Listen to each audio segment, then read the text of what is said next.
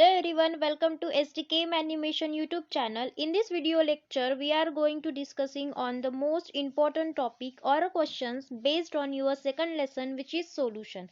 So आज हम most important questions पढ़ने वाले हैं based on your second lesson. So देखिए first question क्या है. First हम देखेंगे theories based question. ठीक है, मतलब कौन सी theory आपकी यहाँ पे most important है वो वाले question पहले overlook करेंगे. तो देखिए first question is define molarity and molality. ठीक है, ये अच्छे से पढ़ के जाना कि मोलैलिटी एंड मोलैरिटी क्या होता है.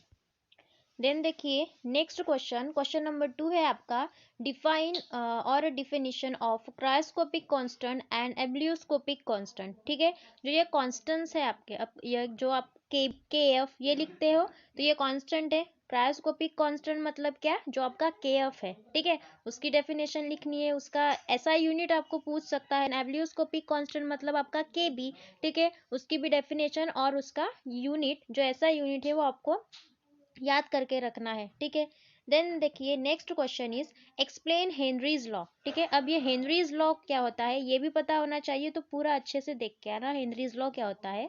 फिर क्वेश्चन नंबर 4 देखिए रिलेशन और डिफरेंस बिटवीन कोलिगेटिव प्रॉपर्टी. ठीक है, रिलेशन या फिर जो डिफरेंस है कोलिगेटिव प्रॉपर्टी का वो देख के आना. अब रिलेशन मतलब क्या, जैसे रिलेशन पूछ सकता है आपको कि boiling point elevation and vapour pressure lowering का रिलेशन बताओ. ठीक है, इन एग्जांपल क्वेश्चन नंबर 2 देखिए, सॉरी क्वेश्चन नंबर 5 देखिए derive the relation between elevation of boiling point and molar mass of solute. ठीक है, ऐसे क्वेश्चन पूछ सकते हैं कि रिलेशन फाइंड आउट करना है elevation in boiling point and molar mass of solute. मतलब ही जो आपका एलिवेशन ऑफ बॉइलिंग पॉइंट है वो molar mass of solute means उसकी एम की वैल्यू जो आपका M2 की वैल्यू है आपको यहाँ पे निकालने पड़ेंगे. ठीक है, किसमें, कौन सा इक्वेशन में, या फिर बॉइलिंग पॉइंट जो आपका एलिवेशन है. ठीक है, उसमें. सो देखिए फिर जो कोलिगेटिव प्रॉपर्टीज है पूरी, जो मैंने क्वेश्चन नंबर 4 कहा था कि रिलेशन बिटवीन कोलिगेटिव प्रॉपर्टी, तो जितने भी आपकी 4 प्रॉपर्टीज है कोलिगेटिव की. ठीक है, वेपर प्रेशर लोअरिंग हो गया, boiling point elevation, then osmotic pressure, then next freezing point depression. ठीक है, ये जो 4 टॉपिक्स है आपको क्लियर करके रखना है.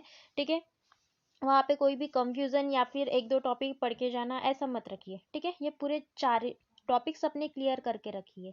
ठीक है, फिर उनके जो फार्मूलाज है वो भी अच्छे से करके जाना है.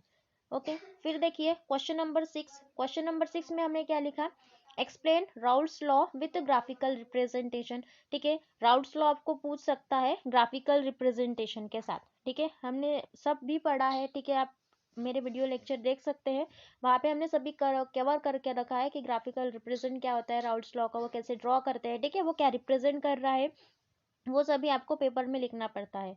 फिर देखिए question number 7, right the difference between ideal solution and non ideal solution. ठीक है, ये डिफरेंस भी आपको पता होना चाहिए कि आइडियल सॉल्यूशन क्या होता है. ठीक है, आइडियल सॉल्यूशन आप अगर करके गए तो नॉन आइडियल सॉल्यूशन इजीली लिख सकते हैं. ठीक है, आइडियल सॉल्यूशन के बिल्कुल अपोजिट हमको क्या लिखना पड़ता है, वहाँ पे नॉन आइडियल सॉल्यूशन को लिखना पड़ता है. ठीक है, देन देखिए क्वेश्चन नंबर 8 क्या बता रहा है, distinguish between positive and negative deviation.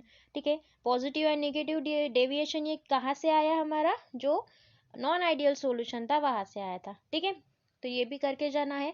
फिर क्वेश्चन नंबर 9 देखिए, explain isotonic and hypotonic solution also define a semi permeable membrane. ठीक है, कौन से जो आपको याद करके जाना है, मोस्ट इंपॉर्टेंट टॉपिक क्या है यहाँ पे मैं आपको वो बता रही हूँ. ठीक है, तो जो आइसोटोनिक है उसकी डेफिनेशन, उसके एग्जाम्पल करके जाना है. देन हाइपोटोनिक है ना, हाइपोटोनिक, इन दोनों की डेफिनेशन एंड उसका एक कॉमन एग्जाम्पल दोनों का वो करके जाना है.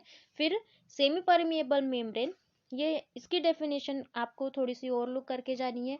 फिर देखिए जो एक क्वेश्चन मैंने यहाँ पे लिखा है कि क्वेश्चन ओनली फॉर रीडिंग. ठीक है, मतलब पढ़ने के लिए वो क्वेश्चन आपको करके जाना है, मतलब पढ़ना है बस उस क्वेश्चन को.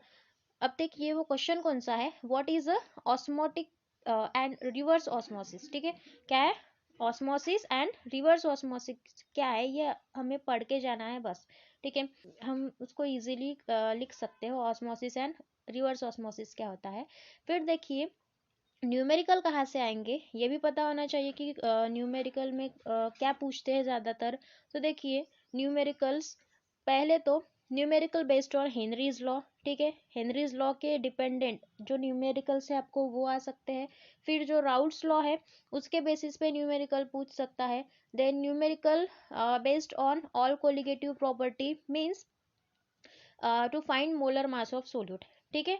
जो न्यूमेरिकल है लास्ट वाला, आपको मोलर मास ऑफ सोल्यूट मतलब ही M2 की वैल्यू ज्यादातर निकालने के लिए आएंगी। अब आपने जितने भी चार कोलिगेटिव प्रॉपर्टीज पढ़ी, ठीक है, बॉइलिंग पॉइंट, इलिवेशन वगैरह, उनके बेसिस पे आपको न्यूमेरिकल यहाँ से पूछे जाएंगे, ठीक है। क्लियर है इतना? सो ये हो गए सभी क्वेश्चंस जो मोस्ट इंपॉर्टेंट है आपके सेकंड लेसन से। देन आपको एनी क्यूरी होंगी इनके बेसिस पे तो please let me know in the comment section. If you like this video so please like, share and subscribe. Thanks for watching.